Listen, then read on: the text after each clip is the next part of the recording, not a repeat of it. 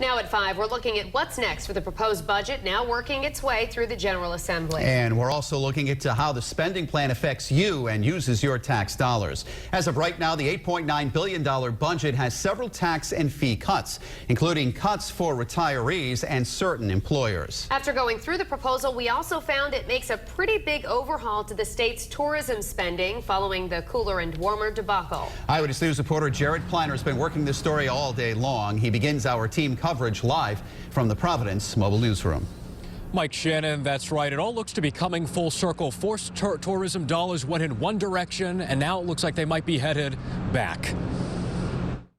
Less than 3 months after the implosion of Cooler and Warmer, the House Finance Committee has advanced a state budget that strips the Commerce Corporation of $1 million in tourism dollars, sending it back to local tourism agencies for 1 year. It would return to us about $40,000, and Newport would be in the several hundred thousand, and South County probably around the same area. What's ironic, that money in the form of hotel tax revenues was originally taken from local councils for Commerce's $5 million statewide tourism campaign.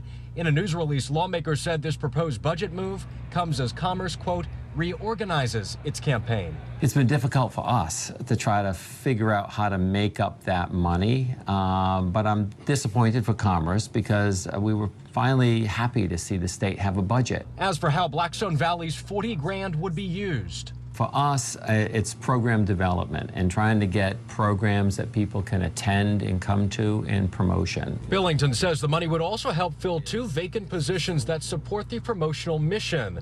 We wanted to ask how things are post-Cooler and Warmer, a debacle made worse, the council said, by a lack of local input and a lack of communication with Commerce and the governor's office. We're so far ahead of where we were in our relationship last year. So finally we have communications. Are we perfect? No, we're not there. Debate and voting in the full House of Representatives set for Wednesday. Now, coming up new at 6 o'clock, we're going to take a look at a budget proposal that seeks to ease the pain, some of the pain, of truck tolls. For now, outside the State House with the Providence Mobile Newsroom, I'm Jared Planner, Eyewitness News. The controversial Roadworks plan has already been approved, but in the new state budget, there could be relief for trucking companies from the tolls that are scheduled to go up across the state. Eyewitness News reporter Jared Planner continues our in-depth coverage tonight live from the Providence Mobile Newsroom at the State House tonight. Jared? Mike, while state leaders, I should say, have shown no sign of backing down on tolls, and by the way, the vice president was even here supporting it, they do seem to be making good on an earlier promise to provide some sort of relief.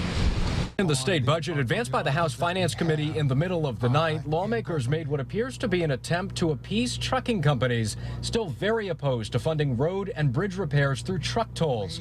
The budget proposal would cut truck registration fees by about $4 million.